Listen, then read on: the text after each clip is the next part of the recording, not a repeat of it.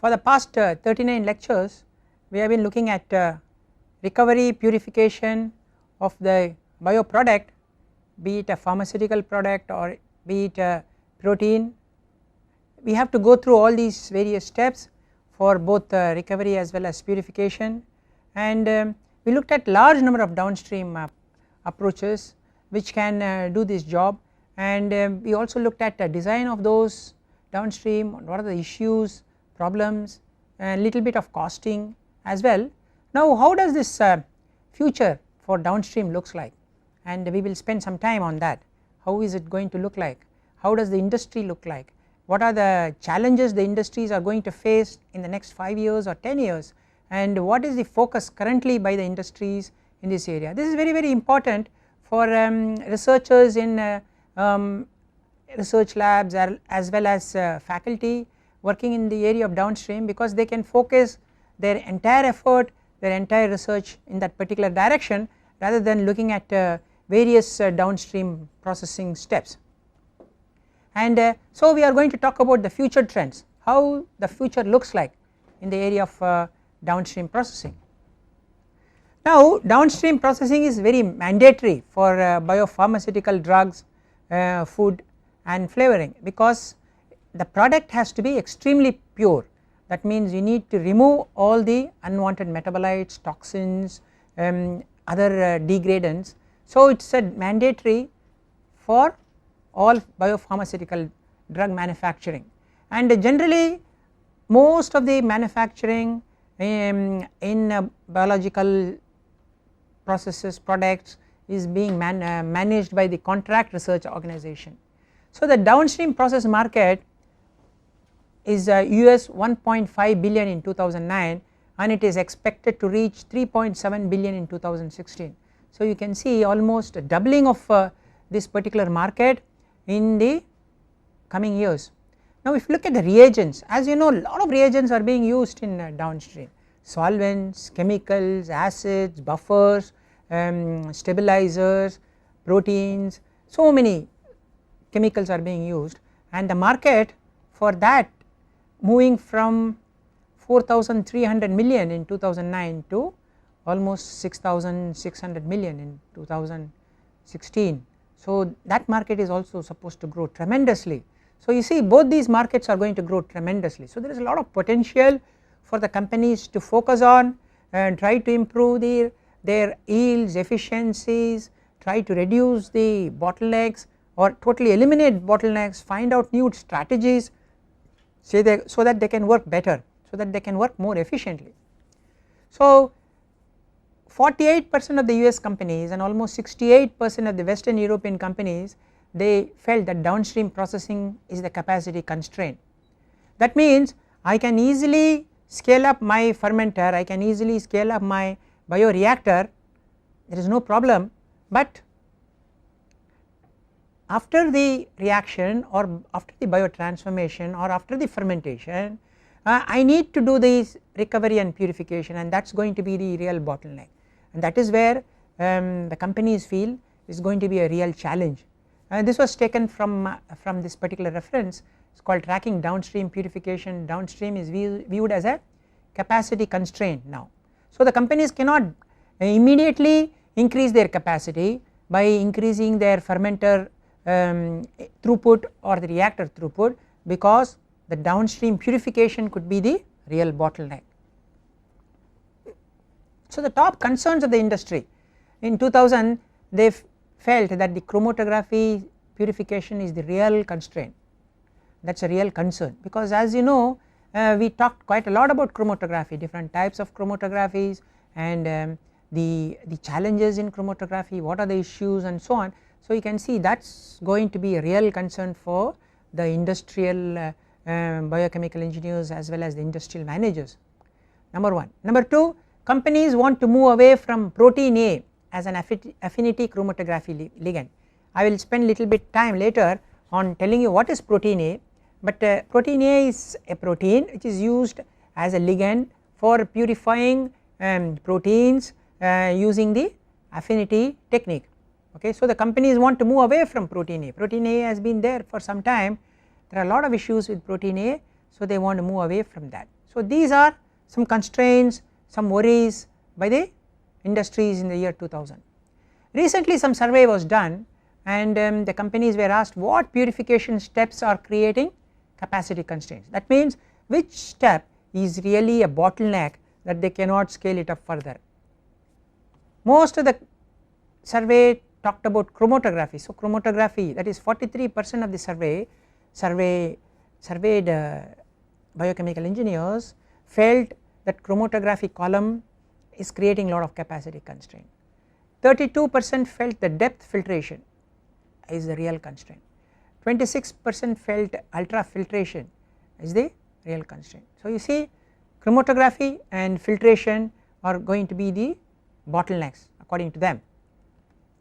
Now if you rate them, or if you rank them according to the seriousness of the problem, which downstream causes bottleneck in the future, column chromatography comes at the top, followed by virus removal, followed by ultrafiltration, followed by depth filtration, then you come to tangential flow filtration, clarification, sterile filtration, finally diafiltration. So most of the concerns or serious problems start from here and go down. So if the R&D effort by the academics, R&D effort by the industrial organizations are focused here, then these bottlenecks could be overcome, but this is going to be a very serious problem. So based on this, even the academics could focus or start working on these particular problems. So nearly 2/3 of biopharmaceutical companies are spending lot of money for acquiring new downstream processing technologies. So as I said in the beginning of the talk, that downstream is going to be a real bottleneck in the next 5 to 10 years when compared to the manufacturing. So many companies are spending a lot of money in the downstream technology so that they could overcome this particular problem. Now where are the companies thinking about spending their money? Inline buffer dilution systems, that means can I dilute as the process liquid flows through inline. Single use filters, that means can we filter and then throw the filter out. High capacity resins, that means resins which have very high capacity factors. Single use disposable tangential flow filtration, that means if I use a single use system, I do not have to worry about sterilizing after use, I do not have to worry about contamination because of the previous batch. So single use disposable filters. Online analytical and control, that means as the fluid flows in a manufacturing plant, can I measure the compositions, can I measure the various parameters online. Disposable ultrafiltration systems. Alternatives to chromatography, as you know, chromatography is extremely ubiquitous, it addresses different aspects of the physicochemical properties of the protein, and it can use for recovery. So are there any alternatives for chromatography? Buffer dilution systems. Membrane technology is a very big area because there are large number of membranes which are used at various stages in the filtration and recovery process. So looking at membrane technology, centrifugation, moving bed precipitations, development of monoclonal antibody fragments, two-phase systems, that means you have solvent and buffer or aqueous and organic layers, countercurrent systems, countercurrent extractions, countercurrent absorptions, and these sort of countercurrent systems. So all these are areas in which companies are thinking about investing, companies are thinking about buying technologies, companies are worried about in the future. So as this happens, we definitely expect that there is going to be a lot of improvement in membrane processes, monoclonal technologies, specialty resins in chromatography column, synthetic affinity matrices. So they will be very close in cost to protein A, so that they are going to be a real alternate instead of protein A. Now what is protein A? Because I talked about protein A, so couple of slides I will talk about this protein A. Protein A is a 40 to 60 kilodalton microbial surface component recognizing adhesive matrix molecule, that is MSCRAMM. So it is a surface protein. It was originally found in the cell wall of Staphylococcus aureus. Okay. So protein A is 40 to 60 kilodalton microbial surface component recognizing adhesive matrix molecules. So it can be used as an affinity ligand. Okay. It is encoded by the SPA gene and its regulation is controlled by the DNA topology, cellular osmolarity and so on actually. So it is an adhesin protein. It mediates the initial attachment of bacteria to host tissue leading to infection. So this protein A is a surface protein. It helps in the attachment of the bacteria to host tissue leading to infection. Okay. Now protein A binds with high affinity to human IgG, that means immunoglobulin G, okay, and it also binds very well to IgG2 and also mouse IgG2A as well as IgG2B. So if I immobilize protein A on a solid support, I can use it as a affinity ligand to capture IgG, human immunoglobulins, right. So I can use it for purifying immunoglobulins from crude protein mixture such as serum or coupled with one of the above markers to detect the presence of antibodies. So it is very useful. So I can capture the immunoglobulin from blood serum by having protein A immobilized on a solid surface. So protein A acts as a ligand here. So protein A technology has been very useful in purifying serums and other crude protein mixtures for getting human IgG1, human IgG2 or mouse IgG2A or mouse IgG2B. So are there any alternates to protein A so that the problems that are now associated with the protein A could be overcome, and that is what I think the future chromatography, ligand based or affinity based chromatography is going to look at. So what is happening in industry currently? There are many things are happening, and I am going to show the next few slides talking about what some of these industries are working on based on their own R&D effort. Single use downstream chromatography. Okay. So Novozymes is working on single use downstream chromatography, that means they will do the chromatography and throw it away. So the problems of sterilizations, problems of cross contaminations are completely overcome. New patented dual affinity polypeptide technology which will replace protein A, but disposable technology, that means single use approach. So Novozymes is working on that. Now if you look at another company called Millipore has been there in purification and filtration system. They are looking at stimuli response polymers. These polymers will enable complexation and manipulation of protein, okay, and allows for control of polymer and protein complex solubility. So they are working in this type of new polymers which will help in binding certain proteins. So this can be used as a direct capture of product without going for centrifuges or protein A type of media actually. Mixed mode absorbance to replace traditional protein A and ion exchange for better selectivity. Okay, company like PAL Corporation, they have a product called MEP, hypercell mixed mode. Okay, so they are working on certain media which includes hydrophobic charge induction chromatography, that means it does not have salt and can capture mono or polyclonal antibodies. Another company called BIA Separations, they are working on monoliths involving chromatography medium as a single piece homogeneous column. Okay.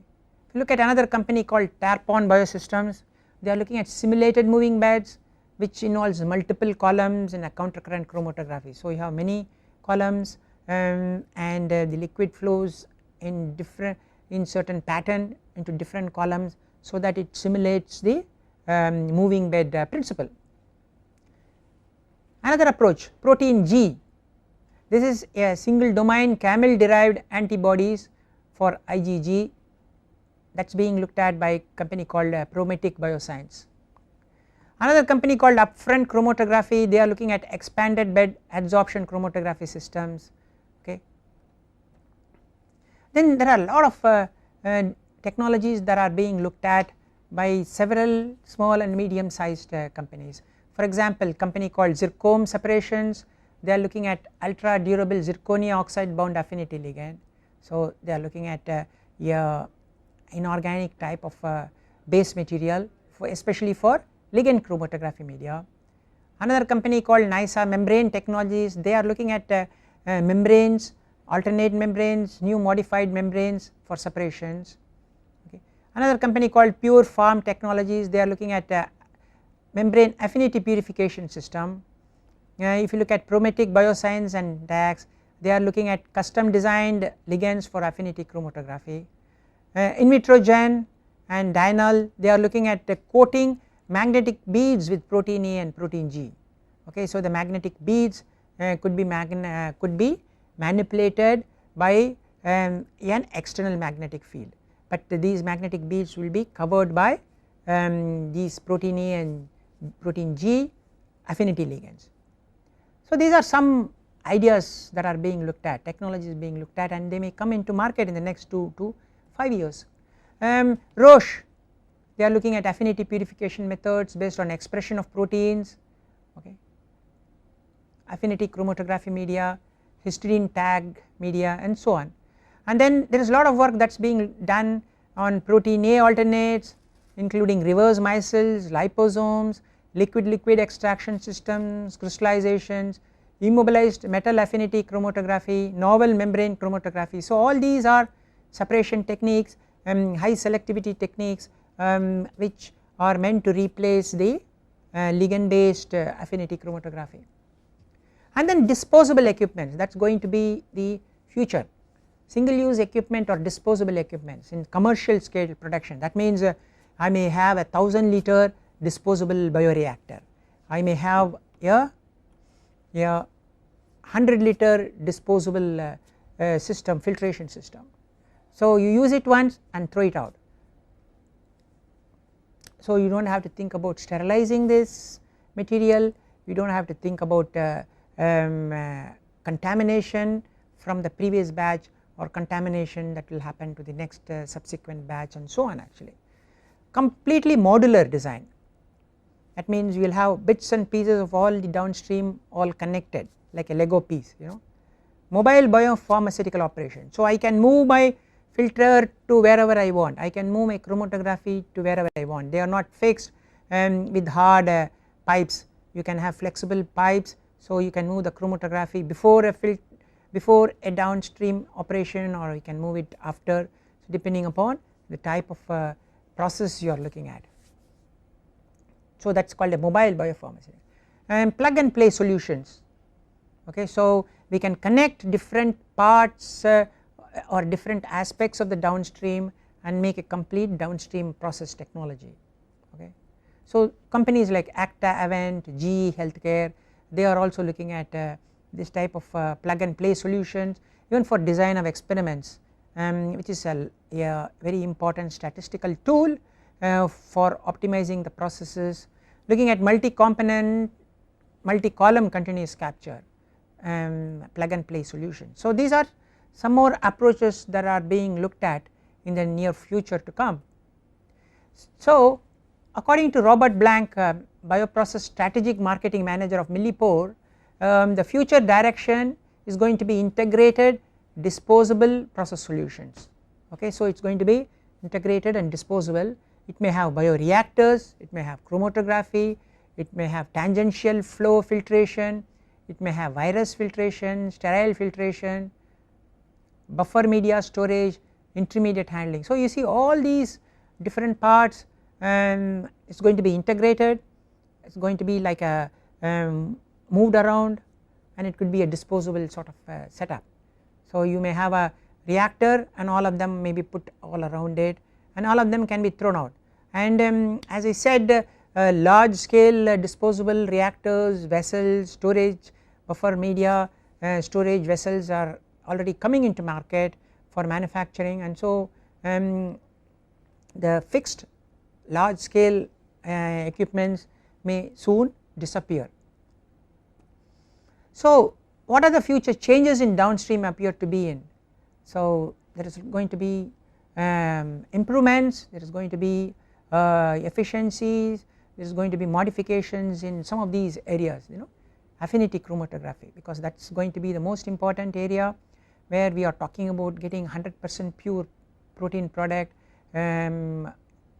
for therapeutic applications, alternates to protein A, new packing materials, virus filtration, because once you complete your cell breakage and recovery protein, one of the problems that could be still is the contamination of the viruses. So can I completely eliminate the viruses from the therapeutic proteins which are obtained from these viruses? Cross flow membrane filtrations, simulated moving beds, single use disposable, that means you do it once and throw it away, so you do not have to bother about sterilizations and so on. Plug and play, that means you connect two different downstream one after another and then you immediately start using it. So the commissioning time is reduced dramatically by this type of approach of plug and play. So these are the areas in which we are going to see a lot of changes, because these are the areas which have been giving considerable problems during downstream, and these are the areas which are giving considerable bottlenecks if you want to scale it up further. So all the research by the industries are being focused in this particular area, and so if the academic research also focuses here, it will be very useful for these industries. So the most important, as we can see from this list, is the chromatography and the filtration. These are the two, and the recent advances or the recent concept or recent thinking is in the area of single use disposables. That means you do it and throw out the equipment, you do not have to think about sterilization and so on actually. Okay. So with that we come to the end of our the past 40 lectures of downstream processing, and it is the most important set of operations which help you to recover, purify the desired biological product. That means a product which is derived from bacteria or fungus or any other biological source. So it is one of the most important steps that is mandatory if you are manufacturing a biopharmaceutical product, because the purity of such a product is extremely important, and downstream process also decides on the cost of the final product, because more number of inefficient downstream steps you adopt, obviously the selling price of the product goes up, and you may end up having an uneconomical product entering the market. So downstream process plays an extremely important role in the final cost of your desired product. It determines the selectivity, it determines the purity as well as the cost. So having said that, we mentioned that it is very important for recovery and purification of biosynthetic products, that means products which are made from biological origin, pharmaceutical products, that means drugs, whether it is a chemical based drugs or whether it is a biological based drugs, okay.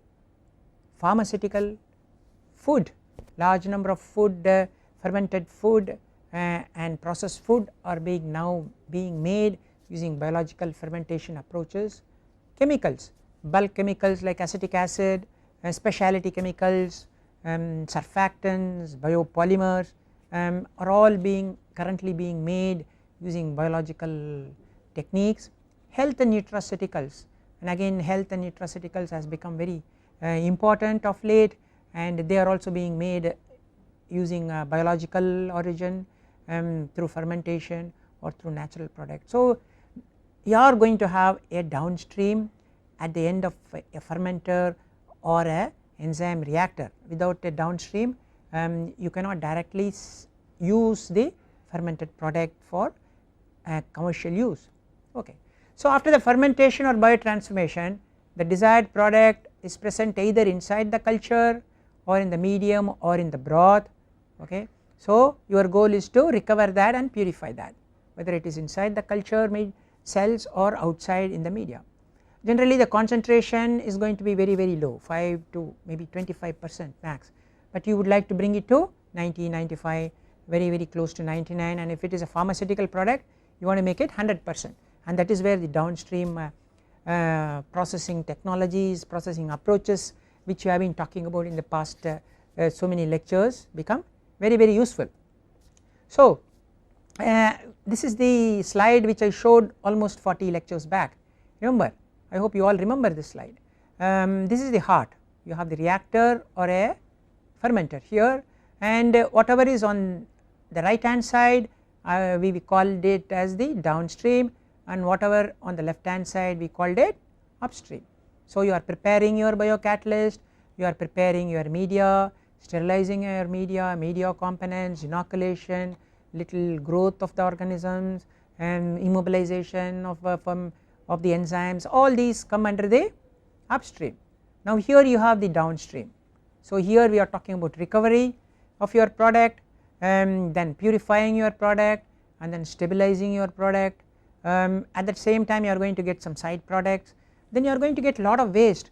So I briefly talked about effluent treatment plant here as well, but that itself becomes a big subject to talk about, but we just covered very briefly on various effluent treatment, be it solid, be it liquid, or be it gaseous effluent. So all these come under the area of downstream. So in the recovery sometimes you recover raw materials, sometimes you recover enzymes, sometimes you recover active biomass which you send it back for the next batch, thereby you reduce the cost of the final product. In the recovery section the concentration of the initial product will be very little, concentration of the final product will be very little. So you are trying to improve the concentration to a larger value, and then finally you are trying to purify it to almost 100%. Okay. So this is where you have the types of filtrations, you have the type of chromatographies, you have type of crystallizations, and so on actually. So what are the main steps in the downstream we talked about? Separation of the cells or the biomass. So as soon as your liquid broth comes out, the broth contains biomass, cell debris, salts, other floating undissolved material, and so on actually. So here is the first step where you are separating them out. If your desired product is inside these cells, that means if your product is intracellular or if it is in the periplasmic, obviously you are very much interested in the cells, but if your product is extracellular then you are not interested in the cells, you recover the cells and throw them out. Okay. So if you are interested in the intracellular material, obviously you will be doing the disintegration of the cells. So we looked at large number of techniques, physical based, mechanical based, chemical based, enzymatic based techniques for disintegrating the cells and getting your product out in the media. Okay, once you get this product, it is going to be a very dilute solution. So you first try to separate it from rest of the material like the side products, metabolites, toxins, and so on. Then you concentrate it, and then finally you purify it. Okay. So you purify it to the required degree. If it is a bulk chemical, purity is not so important, but if it is a pharmaceutical, the purity is very important. And finally you go into drying. Different types of drying we talked about: normal heat based drying, lyophilization, spray drying, drum drying, and so on. And then you have the desired product at hand.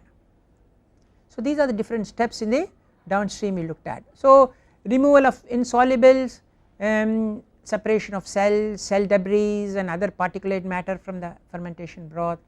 Then the product isolation, we said removal of water and other impurities, then you are concentrating your product, you are talking about extractions, you are talking about different types of membrane filtrations, and then purification. Here we talked about again some sort of a membranes, then chromatography, different types of chromatographies, then we looked at crystallization, we looked at lyophilization, and finally the product polishing. You are doing the drying and then you are adding some stabilizers to keep the product from degrading or getting disintegrated, so that is called the stabilizing. So all these are the various downstream steps, and I hope you remember the various techniques we covered in the course of these lectures. What are the salient features, what are the design parameters, what are the different types of designs available, and so on actually. So removal of insolubles, we looked at filtration, centrifugation, microfiltration, nanofiltration, so many different types of filtration we looked at. And even under filtration we looked at centrifuges, different types of centrifuges, drum based filtration, leaf filtration, plate and frame filtration, and so on. Under centrifuge we looked at disc based centrifuge, ball based centrifuge, okay. So many different techniques are being used for removing the solid and the liquid. Now isolation of the product, if you look at the isolation of the product, you recover the solid biomass and then you are doing the cell disruption if it is an intracellular material, and then you are doing extraction, you are using a solvent to extract your desired product from a large mess. Then you are using adsorption. So in adsorption what do? You are using a solid matrix to absorb the desired product. Then we can also use ultrafiltration. Precipitation is another technique which can just precipitate out your desired product from the broth or the mother liquor. So you would have concentrated your product from maybe about 5-8% to almost 70 or 60%. Then you go for product purification, that means you are increasing it to 90 or much higher than that. There comes your chromatography, size exclusion chromatography, hydrophobic interaction chromatography, ionic chromatography, affinity chromatography, and so on. So all these chromatography in various stages you use and bring or increase your product purity to a very high level. Then finally comes your polishing, that means you are using crystallization to get solid beautiful looking crystals if that is desired by your customer. In some cases product will be in the form of a liquid, but in some cases the product may be in the form of a solid, like some proteins could be in the solid. So you do crystallization, then you do drying, which is by heating, and then you do lyophilization, different types of approaches by which you remove the water that is present so that the product becomes stable, and then you sometimes add stabilizers, okay. You add stabilizers so that there is no disintegration or biodegradation of the final product. So the transportation or the shelf life is increased by this approach. So what are the topics we covered? We covered a wide range of topics, starting from what is the basic of a downstream. I mentioned a few case studies, we looked at some flow sheets, and then we went into costing, okay.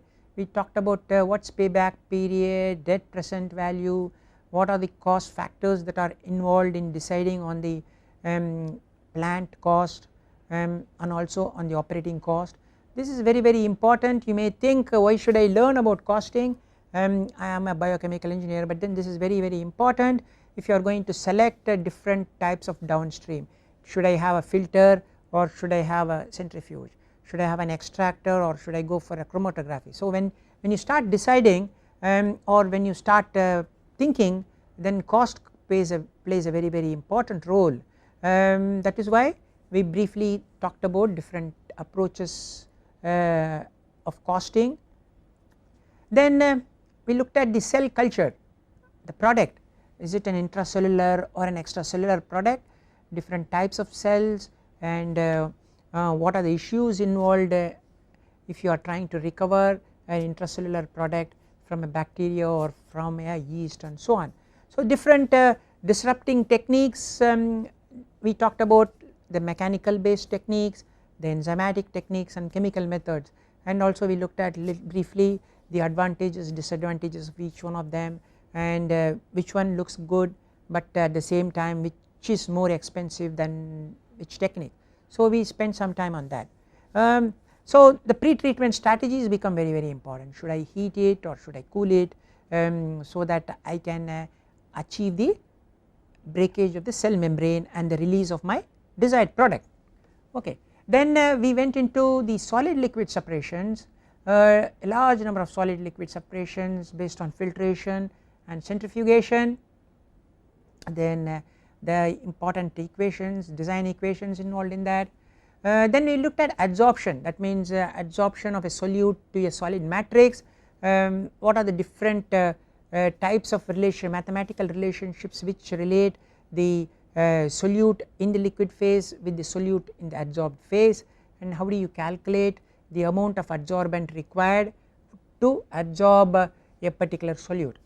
Then we went into liquid extraction. This is a very important downstream processing tool or technology, because it is done at room temperature, so there is no deactivation or denaturization of the product.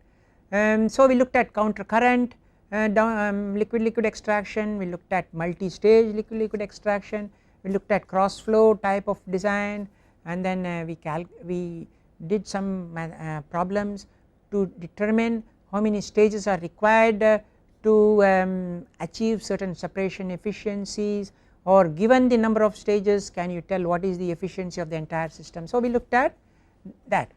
Then we went into membrane separations, different types of membranes, starting from ultrafiltration membrane, nanofiltration, microfiltration. Then we went into reverse osmosis.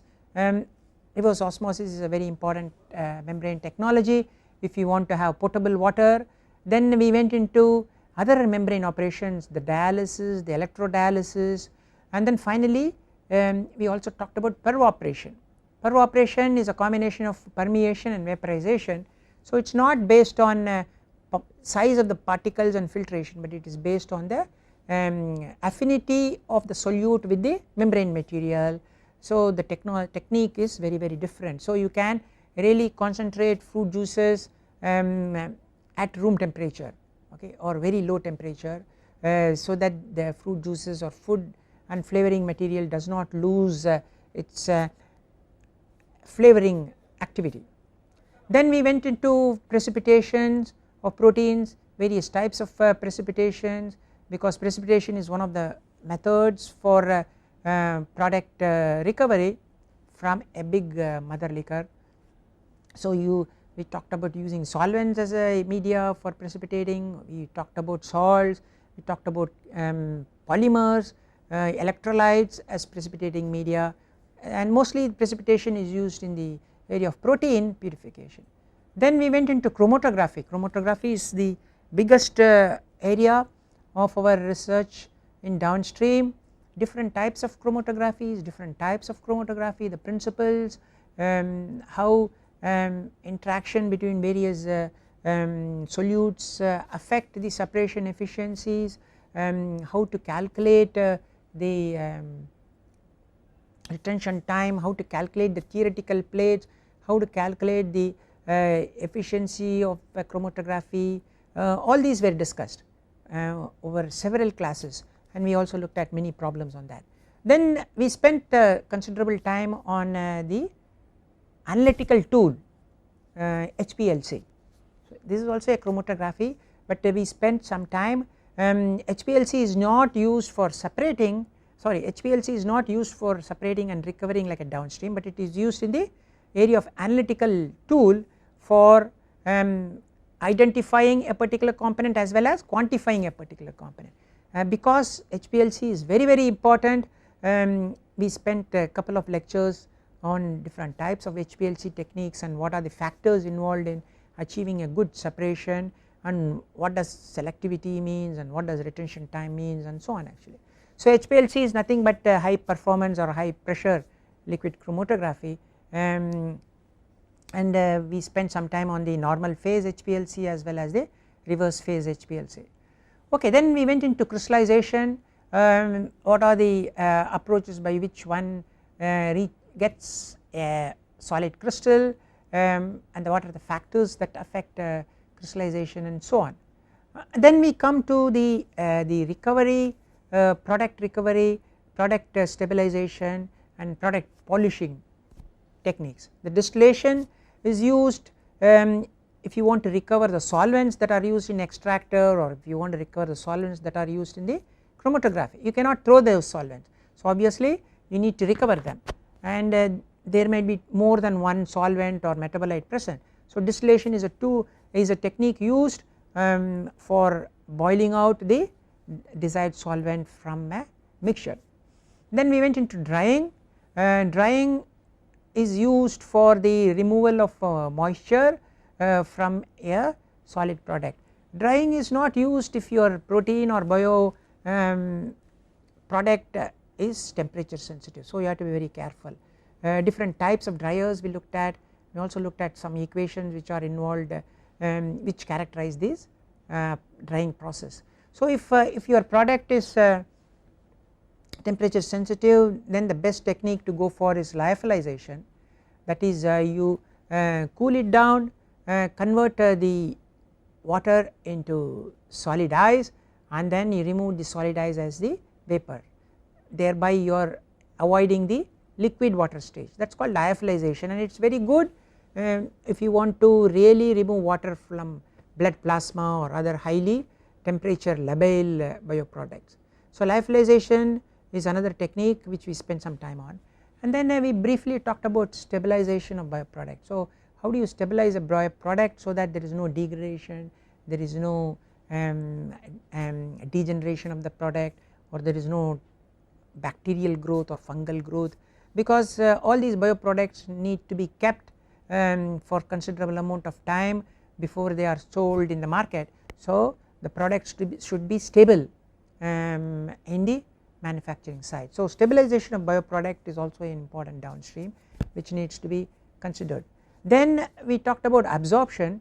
Although it is not a direct downstream, the gases that are leaving a fermenter cannot be directly vented into the atmosphere, because it may contain toxic vapors or dangerous gases which cannot be exposed to the flora and fauna. For example, carbon monoxide or SO2 or SO3 or chlorine. So absorption is a technique which is adopted to recover or capture all these gases before the inert gases are vented into the atmosphere. So absorption is based on a bulk technique. So you use either alkali, mild alkalis, you may use water, or you may use ethanolamine. These type of chemicals will absorb the gases which should not be vented out in the atmosphere. And then very briefly talked about some effluent treatment techniques, and what are the various stages in the effluent treatment. Then in order to run a downstream manufacturing plant, you need a lot of utilities. You need air, you need water, and you need steam, high pressure steam, low pressure steam, you need chilling water, you need cold water, and so on. So utilities are very, very important, number one. Number two, utilities add to the selling price of the product, because utilities add to the working capital. So managing the utilities is also very, very important if you want to keep your cost of the downstream step low. So utilities are very, very important, and depending upon the complexity of the downstream, the number of utilities may be very high.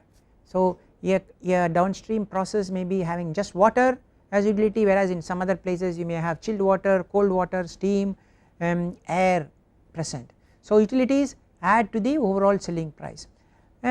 We also spent some time on another analytical tool, that is called the electrophoresis, and SDS page.